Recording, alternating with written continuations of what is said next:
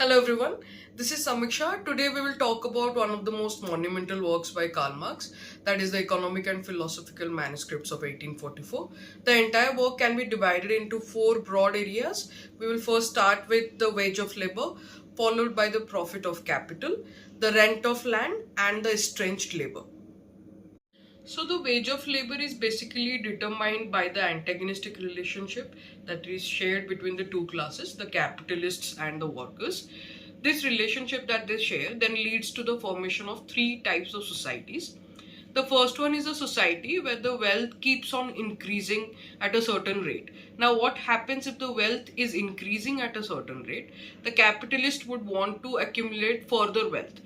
This would create a pressure on the workers to work more, to produce more, and to give more of their labor.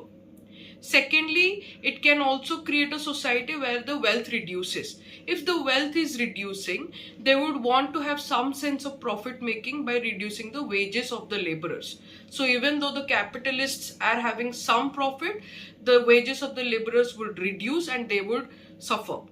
The third type of society is a fully developed ideal society where everybody has access to resources, they have the same qualification. But what happens over here is that since you have the same qualification, then there will be more competition for the same jobs, and then there would be more negotiations that would lead to reduction of your wage.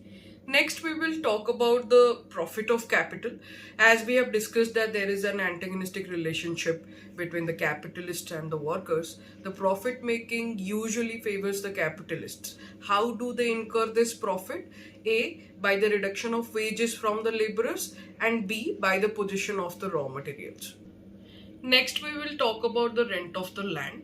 As we have already talked how capitalists possess most of the raw materials, land is one of their biggest positions. Firstly, land price is set on the basis of the size of the population, the fertility of the land, and how much the land will produce in the future, along with the development of technology that would come with new innovations. So that would decide how much rent the workers or the laborers will have to pay to the capitalists. Let's talk about the last part of the text, that is the estranged labor.